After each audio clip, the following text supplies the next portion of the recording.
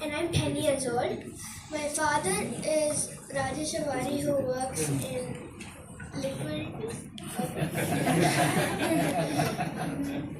First, I would like to thank the management of HSBC for taking the initiative to start a program like this.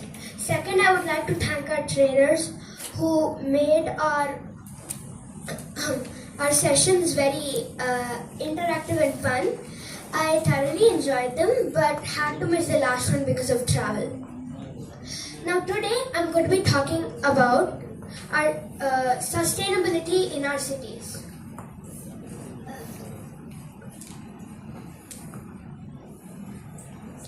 Okay, so what is sustainability? A dictionary would tell you that sustainability is the ability to sustain or prosper for a long period of time. The UN SDGs, or Sustainable Development Goals, aim to achieve a more sustainable world by 2030. But are our cities sustainable? Well, we see a lot of news articles about flooded roads and like a lot of garbage and air pollution. So according to them, no, our cities aren't sustainable. So yes, cities are definitely getting hotter. In fact, 2024 was declared the hottest year ever globally. So this kind of heat waves are more prominent in cities.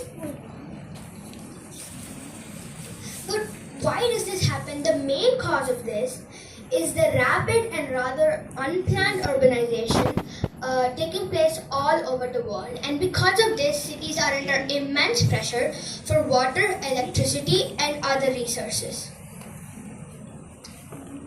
So UN has given us an array of solutions such as sustainable architecture, investing in renewable energy, and disaster management. But today I'm going to be talking about the first one, which talks about sustainable architecture and low carbon transports.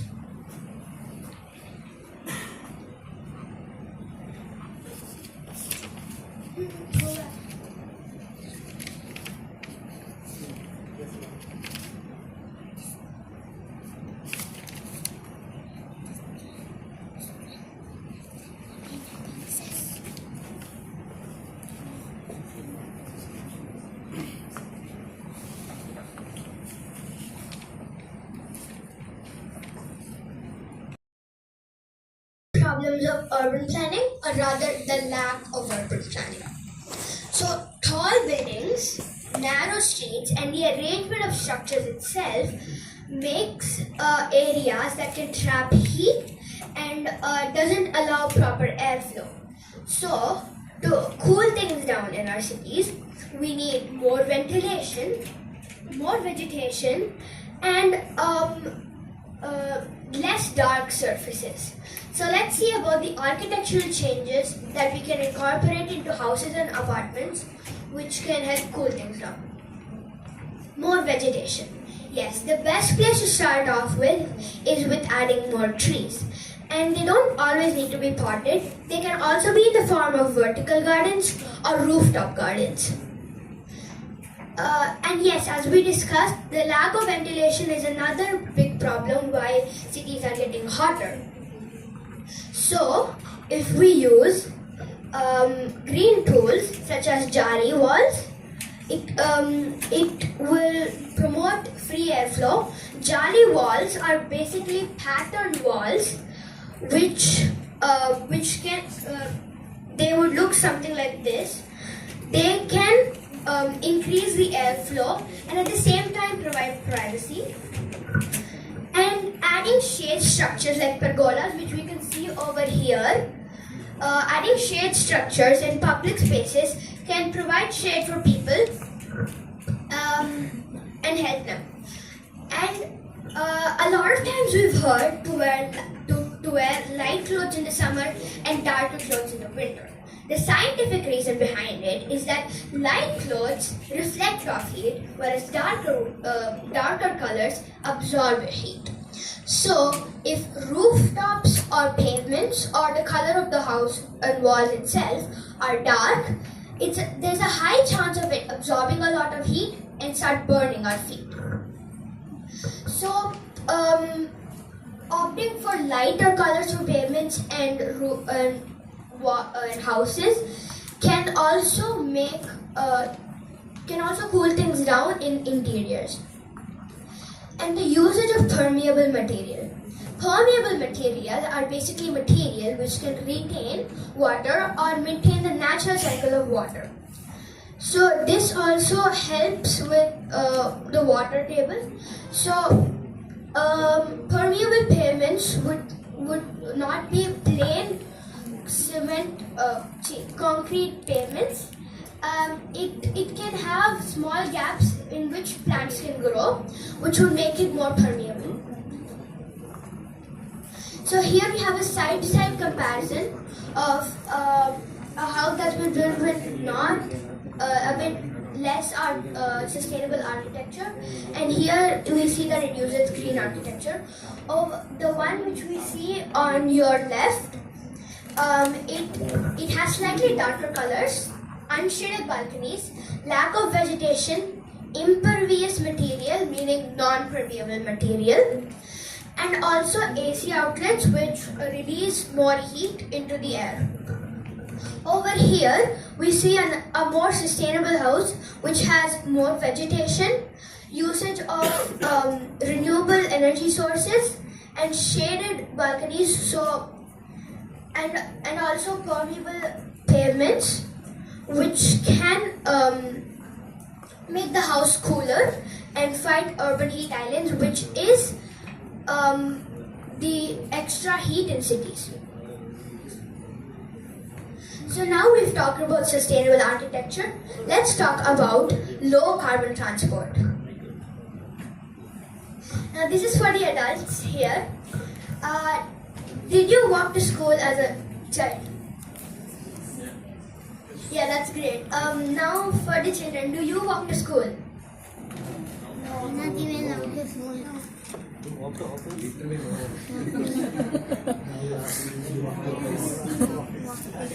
Okay, so yes, unfortunately these days what I've observed in my area is kids who live even within 1 kilometer radius of their school, they usually use two-wheelers or four-wheelers to come to school. When I ask some of them, they say that it's because the roads are either too dusty, too narrow, or they don't have a footpath, which is all very true. Even for people who would prefer walking over taking two-wheelers or four-wheelers to come to school or anywhere else, or for short distances, they face other problems such as the lack of proper footpaths. In a lot of areas, we see that there's no footpaths, and even if there is, it's not very usable. Like, it's taken up by street vendors, or it's occupied by electrical poles, and also the vehicular pollution makes it kind of suffocating if you're walking without driving. And so a lot of these problems affect pedestrians who would prefer walking over driving. So instead, they are also forced to use their own vehicles or public transport. So what can we do about this? Well, in some, this is for student pedestrians. In some countries, initiatives are taken to have school streets, which are basically streets that are meant exclusively for school students to walk during school arrival and dispersal times. Although this in the favor of student pedestrians, this is a great idea, but But to have this in Chennai, it would take a lot of effort and government support and maybe even coordinated school timings to make sure that the roads close and open at the same time for drivers. And also for the non-school goers, it might be there might be inconvenience.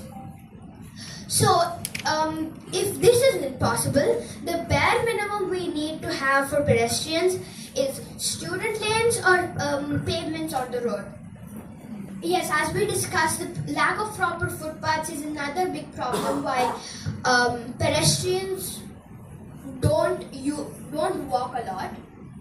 So the bare minimum we can do is like cycle lanes, we can add pedestrian lanes. So it will have the road and a footpath next to it, which can have like a cycle lane and then a pedestrian lane, which would make it more usable for pedestrians.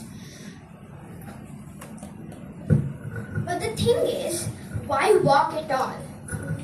Well, walking to school or anywhere else for short distances helps a lot. Not only does it reduce our carbon footprint, like you can see over here, it also makes our body more fit, and also it can set you in the right mood for the day. And if you're walking to school, it can set you in the right mindset to start focusing on your work. So I hope all of us together can make our cities more sustainable. Thanks once again for this opportunity.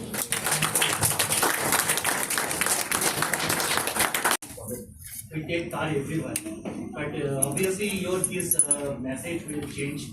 Probably will change few people's life and will make the environment more cleaner. Thank you.